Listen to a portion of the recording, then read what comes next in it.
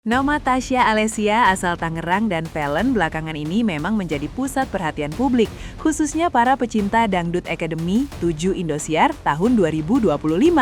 Sebuah pencapaian yang tentu tidak mudah. Sejak awal kemunculan mereka di panggung DA7, Tasya dan Valen sama-sama menunjukkan karakter vokal yang kuat dan ciri khas masing-masing.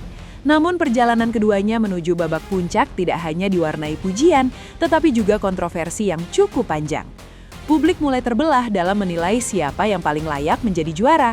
Jika Valen dinilai unggul dari sisi musikalitas dan teknik vokal, Tasya justru mencuri perhatian lewat konsistensi perolehan virtual gift yang sangat besar.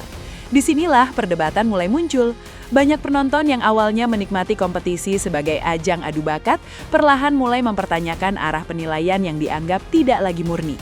Fenomena dua finalis ini akhirnya bukan hanya soal siapa yang juara, tapi juga memicu diskusi besar tentang sistem kompetisi dangdut di era digital.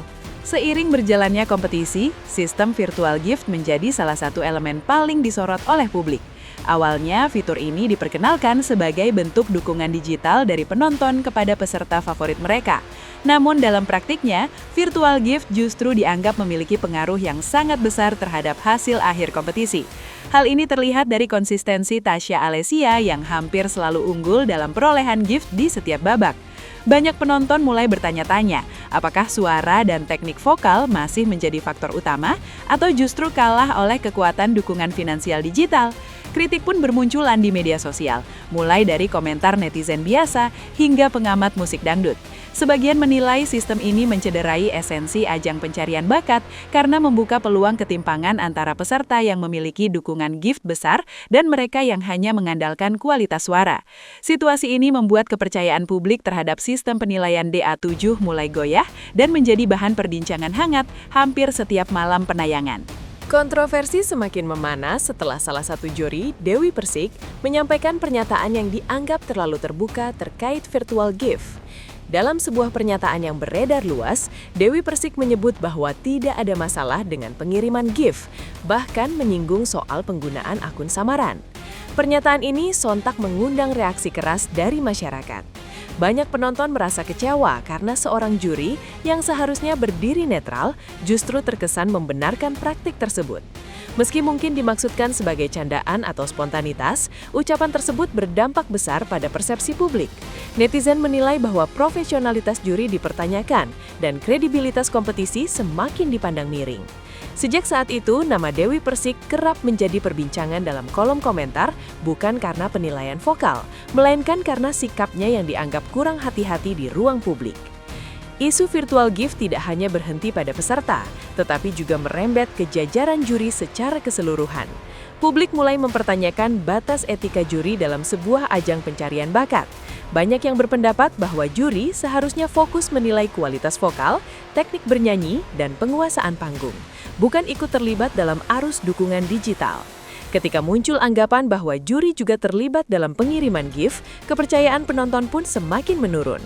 Hal ini membuat diskusi tentang profesionalitas juri DA7 semakin ramai.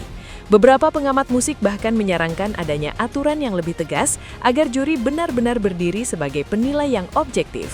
Bagi penonton setia Dangdut Academy, isu ini terasa menyakitkan karena mereka mengharapkan kompetisi yang adil dan transparan, bukan sekedar hiburan yang ditentukan oleh angka digital semata. Pada akhirnya, Tasya Alessia keluar sebagai juara pertama Dangdut Academy 7 setelah mengumpulkan virtual gift tertinggi. Secara resmi, pencapaian ini tentu sah menurut aturan yang berlaku. Namun di mata sebagian besar penonton, kemenangan tersebut menyisakan tanda tanya besar. Banyak yang menilai Tasya lebih diuntungkan oleh sistem gift dibandingkan kualitas vokalnya.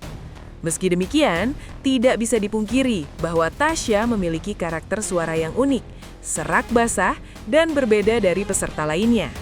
Hal ini juga diakui oleh Dewi Persik, yang menyebut Tasya sebagai representasi suara dangdut generasi Z. Sayangnya, keunggulan tersebut tenggelam oleh kontroversi sistem. Alih-alih mendapat ucapan selamat, Tasya justru menjadi sasaran kritik dan komentar negatif. Situasi ini tentu menjadi tekanan tersendiri bagi seorang penyanyi muda yang baru memulai kariernya di industri musik dangdut. Di sisi lain, Valen tampil sebagai sosok yang banyak dipuji dari segi musikalitas. Penyanyi muda asal Pamekasan, Madura ini dikenal memiliki kemampuan vokal yang stabil dan penguasaan panggung yang matang. Tidak hanya bernyanyi, Valen juga piawai memainkan berbagai alat musik seperti keyboard dan gamelan. Keahliannya ini membuat banyak penonton menilai Valen sebagai paket lengkap seorang penyanyi dangdut. Sepanjang kompetisi, ia kerap mendapat pujian dari dewan juri atas kualitas penampilannya. Namun sayangnya, semua bakat tersebut belum cukup untuk mengantarkannya menjadi juara pertama. Valen harus puas berada di posisi kedua karena kalah dalam perolehan virtual gift. Bagi banyak penonton, hasil ini terasa pahit dan semakin memperkuat anggapan bahwa sistem kompetisi lebih berpihak pada angka digital. Meski gagal meraih juara pertama, Valen justru mendapatkan julukan yang cukup prestisius dari penggemarnya, yakni sebagai Pangeran Dangdut Muda. Bahkan ada yang menyebutnya sebagai titisan Raja Dangdut, Rhoma Irama, karena kualitas musikalitasnya. Julukan ini menunjukkan besarnya harapan publik terhadap masa depan Valen di dunia dangdut. Banyak yang percaya bahwa karir Valen tidak akan berhenti hanya karena hasil kompetisi. Justru pengalaman ini dianggap akan membentuk mental dan kedewasaannya sebagai seorang musisi. Valen sendiri menyatakan bahwa perjalanan di DA7 menjadi pelajaran berharga yang akan ia jadikan modal untuk melangkah lebih jauh di industri musik. Kontroversi DA7 ternyata juga berdampak langsung pada citra Indosiar sebagai stasiun televisi. Media sosial dipenuhi komentar pedas yang menilai Indosiar tidak lagi pantas menjadi panggung pencarian bakat. Kepercayaan publik yang selama ini terbangun perlahan mulai terkikis. Banyak penonton mengaku kecewa dan merasa ajang tersebut kehilangan esensi utamanya. Situasi ini menjadi tantangan besar bagi Indosiar untuk melakukan evaluasi menyeluruh, baik dari sisi sistem penilaian maupun transparansi kepada publik. Menariknya, polemik ini juga membuat publik kembali mengingat kasus April, penyanyi asal Cirebon yang menjadi juara 3 di ajang dangdut sebelumnya. April dikenal memiliki suara merdu dan perjalanan emosional yang menyentuh hati penonton. Namun, ia harus puas di posisi ketiga karena perolehan gift yang rendah. Banyak yang menyebut April sebagai juara moral. Kasus ini dianggap mirip dengan yang dialami Valen, sehingga memperkuat anggapan bahwa sistem gift sudah lama menjadi masalah dalam kompetisi dangdut. Di tengah semua polemik ini, publik sebenarnya tidak ingin dangdut kehilangan panggungnya. Banyak penonton berharap Dangdut Academy bisa kembali menjadi ajang pencarian bakat yang mengutamakan kualitas suara dan musikalitas. Sistem digital boleh digunakan, tetapi perlu aturan yang jelas dan adil. Kontroversi Tasya dan Valen diharapkan menjadi pelajaran penting agar kedepannya kompetisi dangdut bisa lebih transparan, profesional, dan tetap dicintai masyarakat. Meski gagal meraih juara pertama, Valen justru mendapatkan julukan yang cukup prestisius dari penggemarnya, yakni sebagai Pangeran Dangdut Muda. Bahkan ada yang menyebutnya sebagai titisan Raja Dangdut, Rhoma Irama, karena kualitas musikalitasnya.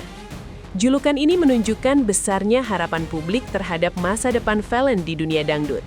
Banyak yang percaya bahwa karir Valen tidak akan berhenti hanya karena hasil kompetisi. Justru pengalaman ini dianggap akan membentuk mental dan kedewasaannya sebagai seorang musisi. Valen sendiri menyatakan bahwa perjalanan di DA7 menjadi pelajaran berharga yang akan ia jadikan modal untuk melangkah lebih jauh di industri musik. Kontroversi DA7 ternyata juga berdampak langsung pada citra Indosiar sebagai stasiun televisi. Media sosial dipenuhi komentar pedas yang menilai Indosiar tidak lagi pantas menjadi panggung pencarian bakat. Kepercayaan publik yang selama ini terbangun perlahan mulai terkikis.